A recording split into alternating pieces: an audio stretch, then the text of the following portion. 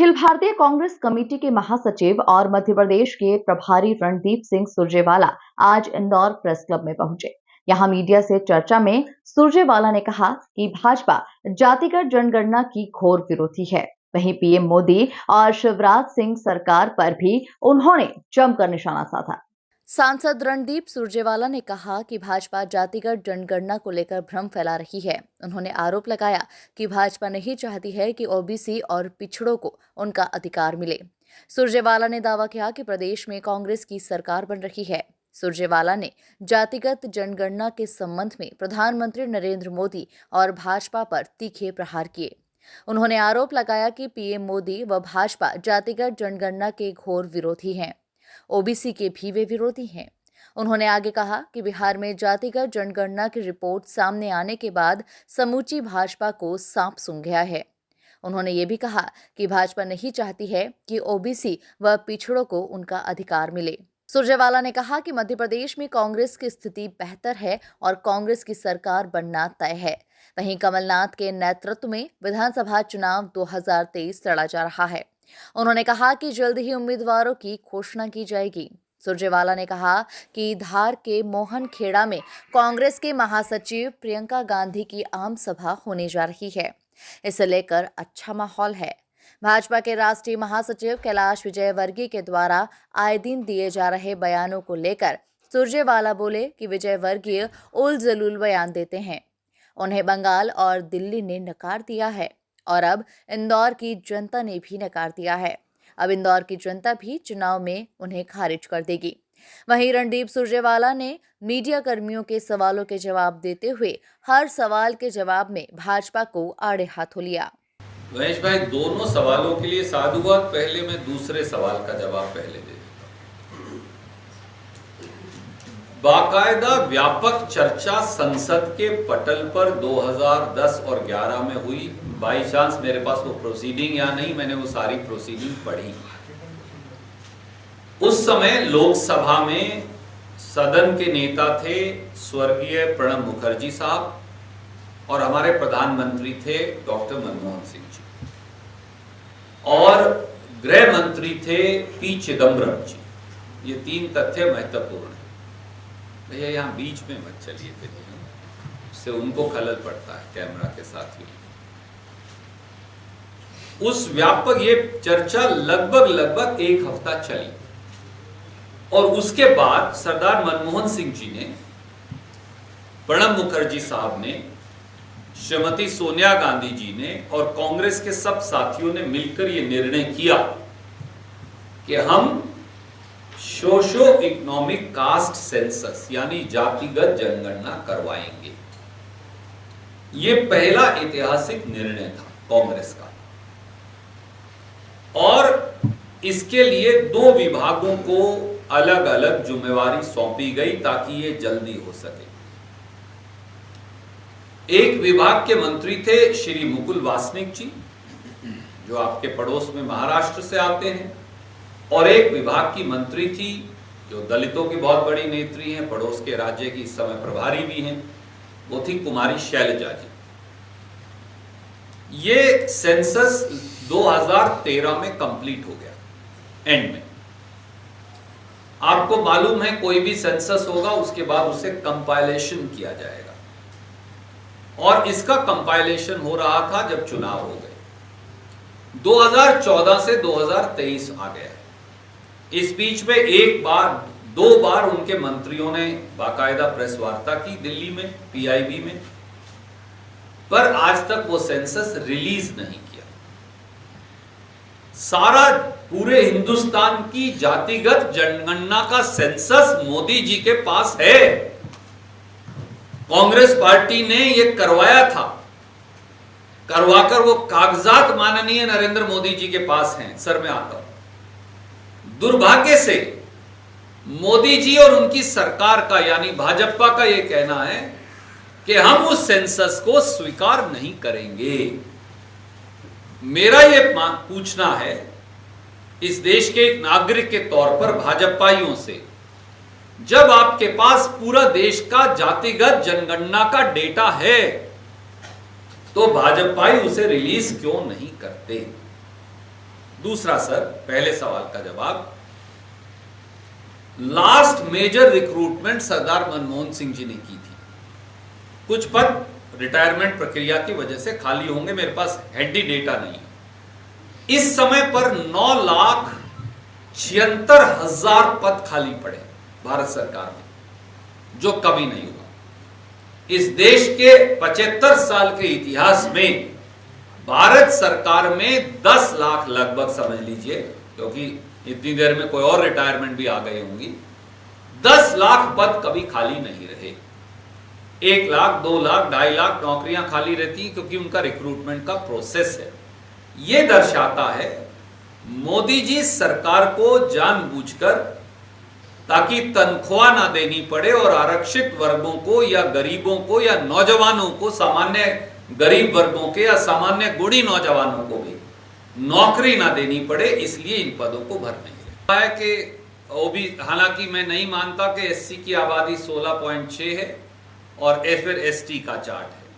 अफसरशाही जो है, नौकरियां जो हैं, बड़ी नौकरियां हैं, जो सचिवगण जिनकी राहुल गांधी जी बात करते हैं, वहां ओबीसी की आबादी 52% और ओबीसी की हिस्सेदारी 16.8%, तो लगभग 15 और 16 के बीच में होवर करती है। यह बात कार्मिक मंत्रालय की रिपोर्ट से साबित होती है। तीसरा हिस्सा, आज भी भारत सरकार के पदों में, क्योंकि मध्य प्रदेश में तो कोई नौकरियां लगाते ही नहीं, वो तो सब लिटिगेशन में रहती हैं या बेच दी जाती हैं। भारत सरकार की नौकरियों में आज भी 2,65,000 ओबीसी के पद खाली पड़े, और केंद्रीय पीएसयू में तो अब ओबीसी, एससी, एसटी का आरक्षण समाप्त हो रहा है, क्योंकि सारे पीएसयू बेचे जा रहे हैं और जहां विनिवेश हो जाएगा वहां आरक्षण अपने आप खत्म हो जाएगा। चौथा हिस्सा, जो देश के उच्च शिक्षा संस्थान हैं, उनमें भी ओबीसी, एससी, एसटी आरक्षित पद खाली पड़े हैं, यानी जानबूझकर भरे नहीं जा रहे, ताकि गरीबों को उनकी हिस्सेदारी से वंचित किया जा सके। देश में आज उदाहरण दूं तो 45 केंद्रीय विश्वविद्यालय हैं, और हमने उसका डेटा देखने की कोशिश की। 9 साल की मोदी सरकार में केंद्रीय विश्वविद्यालयों में ओबीसी वर्ग के 46% पद खाली पड़े हैं, यानी नौकरी ही नहीं दी। एससी समाज के 37% पद खाली पड़े हैं, एससी वर्गों के, और अनुसूचित जनजाति के 44% पद खाली पड़े। पांचवा हिस्सा, मध्य प्रदेश में तो भारतीय जनता पार्टी ने पिछड़ों के आरक्षण को सिरे से खारिज कर दिया। 2003 में माननीय दिग्विजय सिंह जी के नेतृत्व वाली कांग्रेस सरकार ने मध्य प्रदेश में आरक्षण 14% से बढ़ाकर 27% कर दिया। सरकार बदल गई, 17 साल तक वो आरक्षण अदालत में टंगा रहा। 17 साल तक। अगर किसी सरकार की मंशा ठीक होती तो वो दुरुस्त हो जाता। उसके बाद 2017 में भारतीय जनता पार्टी के कार्यकाल में वो खत्म हो गया, बढ़ा हुआ आरक्षण। 2019 में श्री कमलनाथ के नेतृत्व में फिर कांग्रेस की सरकार आई।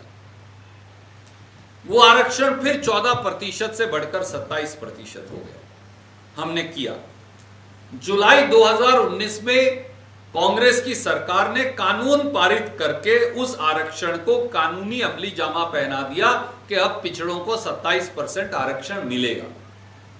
वो भी जाकर अदालत में टंग गया।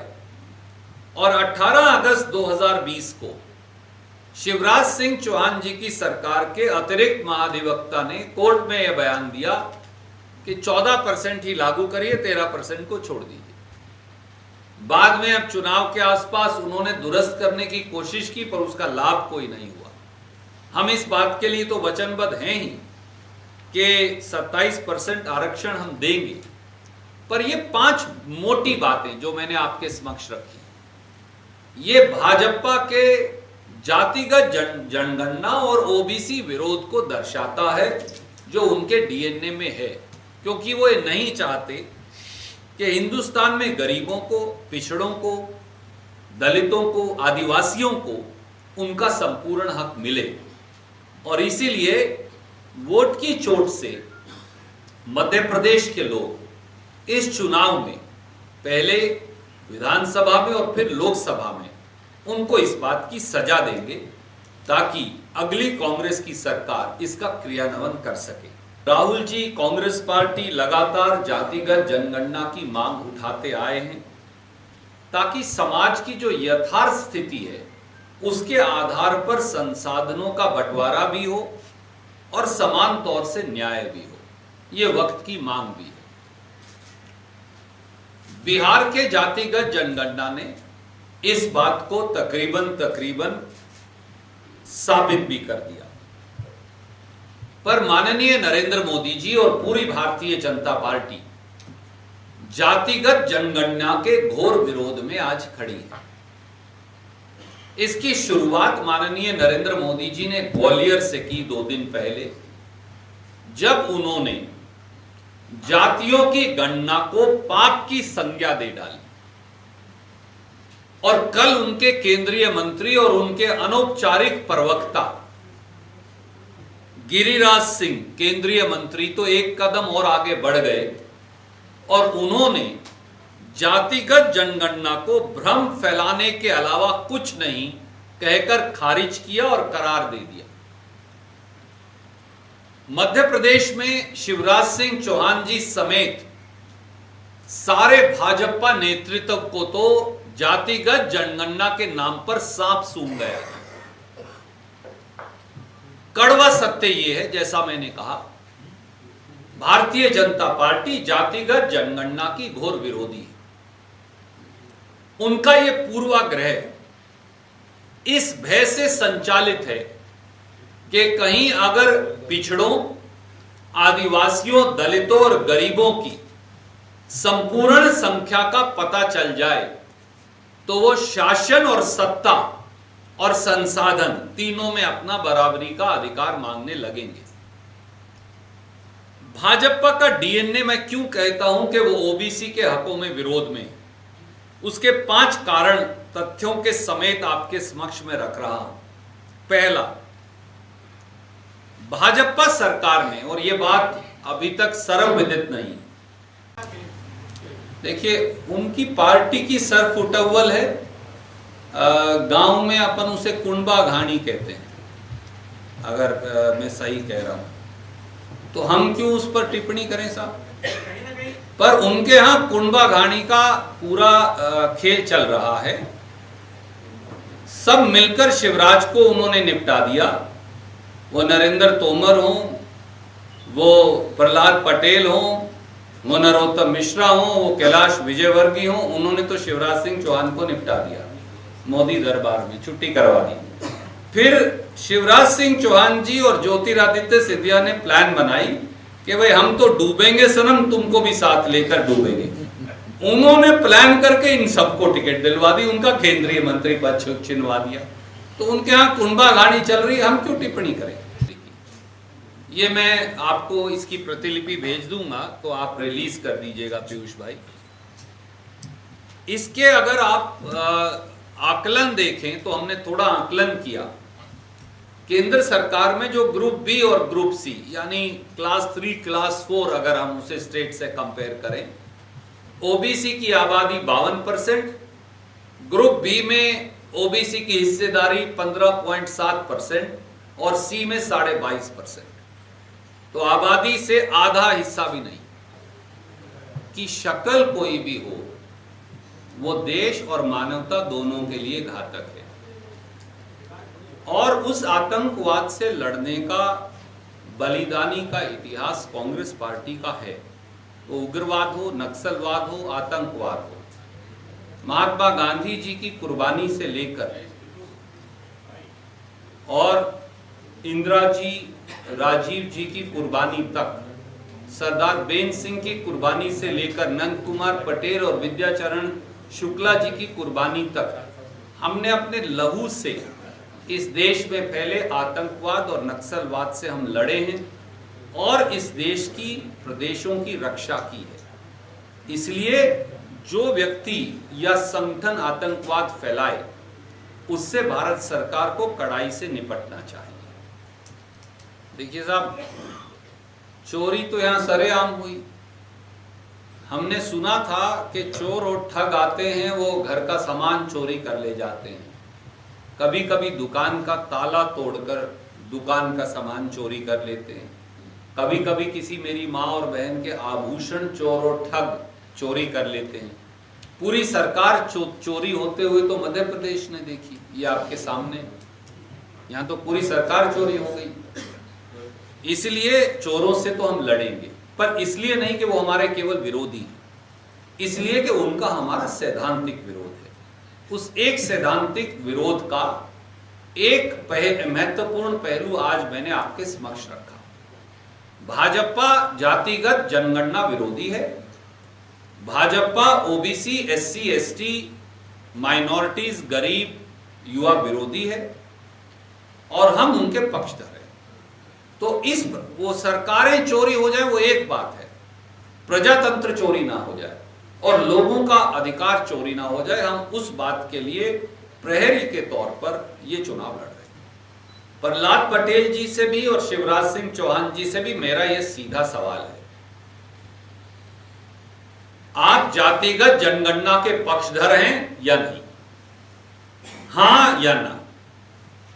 बात को मत घुमाइए, क्योंकि मोदी जी और भाजपा और प्रहलाद पटेल जिस सरकार में मंत्री हैं, उस सरकार ने शपथ पत्र देकर यह कहा कि वो जातिगत जनगणना के विरोधी है।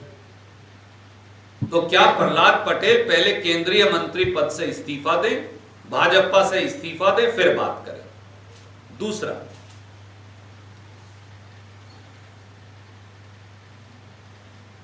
सवाल एक व्यक्ति का नहीं। ऐसे तो कांग्रेस के 4 में से 3 मुख्यमंत्री पिछड़ा वर्गों से, पर 3 मुख्यमंत्री बनाने से 60% आबादी का भला नहीं हो सकता। इसलिए प्रतीकात्मक राजनीति नहीं, सकारात्मक और समानता मूलक राजनीति की आवश्यकता है। इसीलिए जातिगत जनगणना की आवश्यकता थी। मैं लाइटर वेन में सर एक बात कहूं, हरियाणा के आदमी को सर 2 सवाल नहीं पूछते, वो भूल जाता है, खास तौर से अगर मेरे जैसा कोई किसान हो तो। 18.5 साल में मेरी बहनों की याद क्यों नहीं आई शिवराज सिंह चौहान को? क्या वो इस बात का जवाब दे सकते?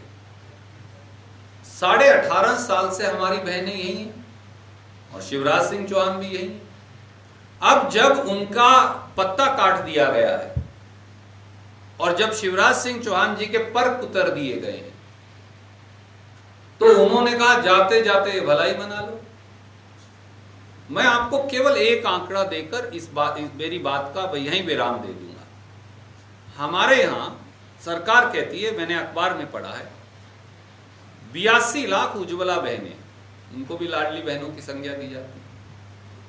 उन 82 लाख उज्ज्वला बहनों में से पिछले साल ही, बहुत पुरानी बात करूंगा तो वो भी सही है, पर केवल पिछले साल यानी 2022-23 में 44 लाख उज्ज्वला बहनों ने एक भी गैस सिलेंडर नहीं भरवाया,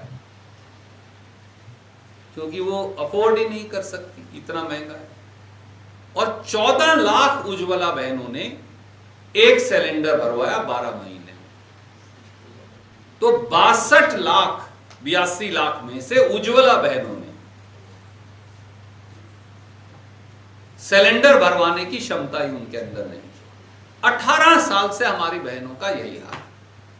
तो इसलिए चुनावी मौके पर 1 महीने में आप झूठे लॉलीपॉप बांटकर हमारी बहनों को के आंख पर पट्टी नहीं बांध सकते। अगर कहीं आपको कमिटमेंट का उदाहरण देखना है तो एक उदाहरण कर्नाटक में भी है, जहां हमारी सरकार आए 90 दिन हुए। इसी 30 तारीख को, पिछले 30 सितंबर को, नहीं सॉरी 30 अगस्त को श्रीमान राहुल गांधी जी गए और हमने 1 करोड़ 25 लाख हमारी रजिस्टर्ड महिलाओं को 2000 रुपया प्रति महीने यानी 36,000 करोड़ प्रति साल देना शुरू कर दिया। ये कांग्रेस की कमिटमेंट है, ये इनका चुनावी लॉलीपॉप है। दोनों में जमीन आसमान का। 2 बातें हैं। या तो प्रतीकात्मक भला कर लीजिए एक व्यक्ति का, जिस व्यक्ति को पिछड़ा वर्ग के नाम पर मुख्यमंत्री बनाया वो डरपोक है, घबराता है जातिगत जनगणना का नाम लेने से। जिस व्यक्ति का नाम शिवराज सिंह चौहान है, ऐसे पिछड़ा वर्ग के व्यक्ति का क्या करोगे? जो घबराता हो, डरपोक हो, क्या वो पिछड़ा वर्ग की नुमाइंदगी कर सकता है? इसलिए एक व्यक्ति का भला नहीं, हम उस 55 या 60% जिनकी संख्या की आपने चर्चा की, उनके साथ न्याय चाहते हैं। मैं एक अकेले जीतू भाई या अकेले महेंद्र जी की बात करूं तो वो बेमाने हैं। मैंने इसीलिए कहा हमारे भी 3 बैकवर्ड क्लास के चीफ मिनिस्टर हैं, पर केवल बैकवर्ड क्लास का चीफ मिनिस्टर होने से कुछ नहीं हो जाता। आपकी नीति, आपका निर्णय, आपकी न्याय करने की क्षमता। इसीलिए मैंने शिवराज सिंह चौहान से पूछा, अगर आप बैकवर्ड क्लास के पक्षधर हैं तो आज बयान दीजिए शिवराज जी कि आप जातिगत जनगणना के पक्षधर हैं, चाहे मोदी जी उसको अपोज करें। अगर अपोज करेंगे तो आप भाजपा से इस्तीफा दोगे। आदरणीय मित्र, मैं 2 बातें आपके समक्ष स्पष्ट तौर से रखना चाहूंगा। हमारा ये निर्णय है, नौजवान, देखिए कांग्रेस अकेली पार्टी है जिसने रायपुर एक तरह से मैं मानता हूं भोपाल, रायपुर, इंदौर में कोई अंतर नहीं है। ठीक है, समय की बात के साथ हम 2 प्रांत जरूर हैं, पर हमारा दिल और आत्मा एक ही है। तो रायपुर में एक ऐतिहासिक कांग्रेस का अधिवेशन हाल में हुआ। सहयोग से संविधान के पुनर्लेखन की समिति का माननीय अंबिका जी के साथ मुझे कन्वीनर बनाया गया और कांग्रेस के गठन 1885 के बाद सबसे बड़ा कांग्रेस के संविधान में 85 संवैधानिक संशोधन हमने किए। उसमें हमने साफ तौर से 2 बातें कही। पहली बार पिछड़ा वर्गों के लिए, दलितों, आदिवासी, महिलाओं और युवाओं के लिए कांग्रेस वर्किंग कमेटी से लेकर और ब्लॉक स्तर तक हमने आरक्षण की व्यवस्था की। यह हमारी मंशा को दर्शाता है। अब आ जाइए चुनावी राजनीति पर। हमारी यह मंशा है कि गरीबों, युवाओं, महिलाओं, दलितों, आदिवासियों, पिछड़ों, अल्पसंख्यकों, जहां जहां विनेबिलिटी को देखते हुए जगह होगी तो हम उन्हें प्रेफर करेंगे। कोई पार्टी चुनाव नहीं हारना चाहती, आप ये मेरे से इस बात से सहमत होंगे। अगर समता मूलक समाज का निर्माण मेरा एजेंडा है तो उसके लिए मुझे उस व्यवस्था का हिस्सा बनना और उस व्यवस्था का पुनर्संचालन करना आवश्यक है। कोई पार्टी विपक्ष में बैठ के ये नहीं कर पाएगी। इसीलिए हम सामाजिक परिवर्तन के लिए सत्ता चाहते हैं, सत्ता के प्रयोग के लिए सत्ता नहीं चाहते। ये हमारा लक्ष्य है और इस पूरे मापदंडों में जो भी साथी फिट आएगा हमको। मैंने पहले दिन से ये कहा, जब से मुझे प्रभार मिला आप सबके आशीर्वाद से मध्य प्रदेश का, कि कांग्रेस 11,400 किलोमीटर की जन आक्रोश यात्रा कर रही है। उस यात्रा का हमारे 7 अलग अलग चरण हैं। 2 या 3 चरणों का समापन हो चुका, 3 चरण अभी बाकी है, वो भी 5 और 6 और 7 तारीख तक हो जाएंगे। हमने कहा कि जब हमारी यात्राएं समापन हो जाएगा, संपन्न हो जाएंगी, उसके बाद ही हम सूची जारी करेंगे। और मैं ये बात अनेकों बार दोहरा चुका, हम उस पर अड़े हैं। इसलिए कि कार्यकर्ता, नेतागण अभी बिजी हैं। हमने कई बार 230 की 230 सीट पर नेताओं से मंत्रणा की है। दूसरी बात रही भारतीय जनता पार्टी के द्वारा केंद्रीय मंत्रियों को चुनाव में उतारने की। आदरणीय मित्र, जब आपके पास ना नियत हो, ना नीति हो, ना नेताओं पर विश्वास हो, तो आपको दिल्ली से नेता बुलाकर लाने पड़ते हैं। और जैसा फिर इंदौर में जोर लग रहा, लगाने पड़ते हैं। कोई कहता मैं तो इतना बड़ा नेता हो गया हूं कि मुझे विधानसभा के लायक ही नहीं। मेरे भैया इतने बड़े नेता हो, विधानसभा के लायक नहीं हो तो किसने, डॉक्टर ने बताया आपको यहाँ आके लड़ने का? मत लड़ो। कोई कहता है अपन तो इतने बड़े नेता हैं, 15 सभा करेंगे, भाषण देंगे, भाग जाएंगे, झोला उठाएंगे। जिनका चरित्र ऐसा हो। बड़ा हुआ तो क्या हुआ, जैसे पेड़ खजूर। उससे अगली लाइन में नहीं कहूंगा क्योंकि आप समझ गए। बिहार में ये आंकड़े जारी हुए हैं, तो मैं सिर्फ आपकी जानकारी के लिए बताऊं कि हम वहां अलायंस पार्टनर हैं और हमारे विधायक वहां मिनिस्टर्स हैं, तो हम भी वहां भी कांग्रेस पार्टी की सरकार अलायंस के अंदर है। छत्तीसगढ़ में और झारखंड ने बाकायदा कानून पारित कर 27% आरक्षण का गवर्नर को भेजा हुआ है। मोदी जी और भाजपा ने गवर्नर को कह के वहां रुकवा रखा है। हमारी पिछली कांग्रेस की सरकार ने कर्नाटक में ये कास्ट सेंसस का ऑर्डर किया था, उसकी रिपोर्ट भारतीय जनता पार्टी ने रुकवा दी। मेरी परसों ही सिद्धारमैया जी से इस बारे में चर्चा हुई। उन्होंने बताया कि उनके कमीशन का सेक्रेटरी जो उस समय भाजपा ने लगाया था, उस रिपोर्ट पर साइन करने से इनकार कर गया। उन्होंने उस रिपोर्ट को बगैर टेम्पर किए उसकी प्रतिलिपि मांगी है। राजस्थान ने ऑलरेडी ये कमिट किया है। यहां पर मैं आपको कह सकता हूं, मंत्रिमंडल की पहली बैठक में पहला निर्णय जातिगत जनगणना को सीमित समय में करवाना अगला कांग्रेस सरकार का पहला निर्णय होगा। देखिए आदरणीय मित्र, भारतीय जनता पार्टी ने मैं वर्षों से देखता आया हूं, वो एक दिन बयान देंगे और कई बार आप लोग भी प्रभावित हो जाएंगे।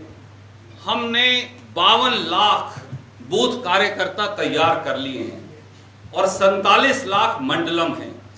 जैसे एक उदाहरण दूं, मैं जीतू भाई को बता रहा था, इन्होंने मुझे बताया, एक ऐड आई थी पीछे अपने शिवराज सिंह चौहान जी की। उन्होंने जितनी गेहूं यहां खरीदने की ऐड दी है, उतनी गेहूं तो हिंदुस्तान में पैदा नहीं होती, पर फ्रंट पेज छाप दिया, भास्कर का, पत्रिका का, नई दुनिया का, सबके छाप दिए। तो आप इसे, इसलिए इनकी आदत है, ये गपोड़ शंख है। एक मैं आपको कहानी सुनाऊं, एक हरियाणा में कहा करते हैं, एक आप जैसे मेरे जैसे मित्र ने देखा, एक बड़ा सुंदर सा शंख था। एक वो ब्राह्मण था, महेंद्र जोशी जी जैसा भला आदमी, वो तो अपने वाला जो शंख जो असली वाला वो बजाते, वो ठीक था।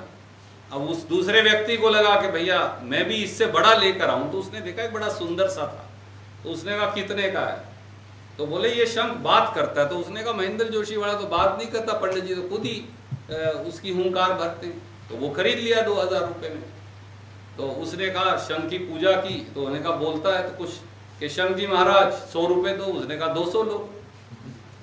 आवाज आई, बोला 200 लो, दो, बोला 400 लो। तो चलते गए, 1 लाख दो, 2 लाख लो, 2 लाख दो। अरे भैया दे दे, बोला देने वेने को कुछ नहीं है मेरे पास, बात ही बात है। तो ये ऐसा ही संगठन है जी। मैं ये सोचता था कोई पूछता ही नहीं है।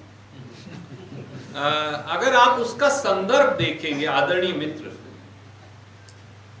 लगभग 25 लाख बच्चे 4 साल से CET common entrance test exam में हरियाणा में धक्के खा रहे हैं।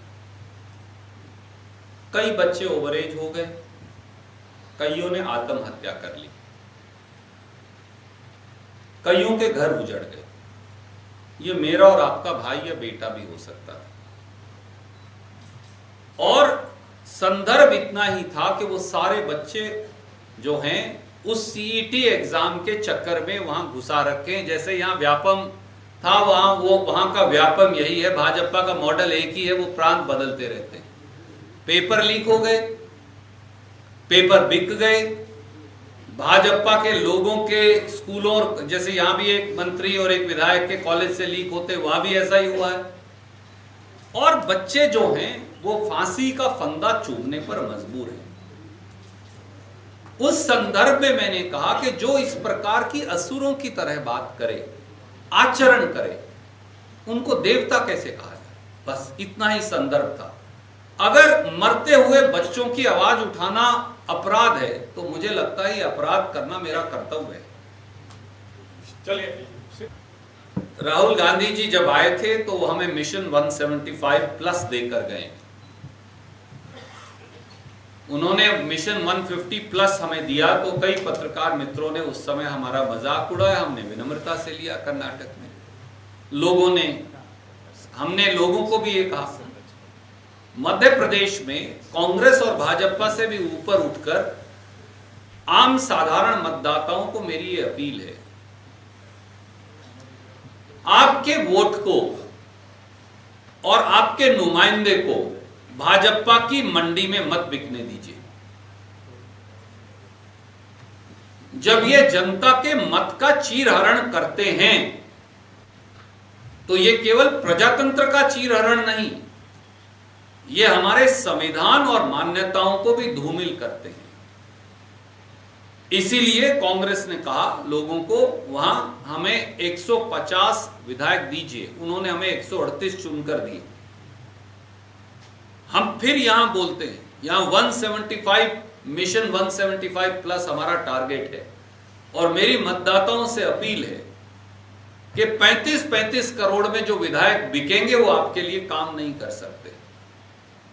जनता के लिए वो काम करेगा जो 35 रुपए भी ना ले, जो बेलाग और बेहिसाब सेवा करने की क्षमता रखता। और हमारा ये मानना है कि मध्य प्रदेश की 8.5 करोड़ से ज्यादा बहादुर जनता ये मन बना चुकी है कि मंडी में विधायक खरीदने वालों को और चोरी की सरकार बनाने वालों को इस बार बाहर का रास्ता दिखाएगी। और वो एक टेलीविजन की एड है कि जोर का धक्का जोर धीरे से नहीं जोर से लगने वाला है उनको। सर, धारा एक ही है और वो ये है कि न्याय हो, वो ये है कि समानता के आधार पर समतामूलक समाज का गठन हो। बदलते परिवेश में लगातार परिवर्तन ही समाज की आवश्यकता है और कांग्रेस ने लगातार, आप देख लीजिए 1885 से आज तक हमने कई बार उस परिवर्तन को अपने आप में समावेशित करके आगे बढ़े हैं। अगर मैं पिछले 40-50 साल के 5 आपको परिवर्तन बताऊं, गरीबी हटाओ,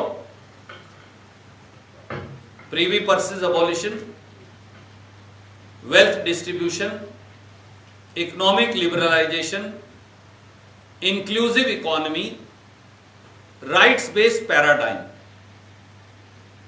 तो आप देखिए ये कितने पड़ाव हैं समाज के परिवर्तन को परिवेशित करते हुए। तो इसलिए अब अगला परिवर्तन जो हमारे समाज की मांग है और हमेशा भारत की ध्वनि को भारतीय राष्ट्रीय कांग्रेस ने अपने अंदर संजोया भी है और प्रदर्शित भी किया है, और वो ये है कि इस देश के जो गरीब लोग हैं, वंचित हैं, शोषित हैं, पिछड़े हैं, दलित हैं, आदिवासी हैं, गरीब हैं, वो चाहे दूसरे सामान्य वर्गों से हों, वो अब अपना अधिकार मांग रहे हैं और हम उसको प्रदर्शित कर रहे हैं और उसका क्रियान्वयन करने का और करवाने का प्रयास कर रहे हैं। बहरहाल चुनाव की तारीखें नजदीक आते ही बयानबाजी का सिलसिला भी शुरू हो गया है। इंदौर से द नेशन टाइम्स की रिपोर्ट।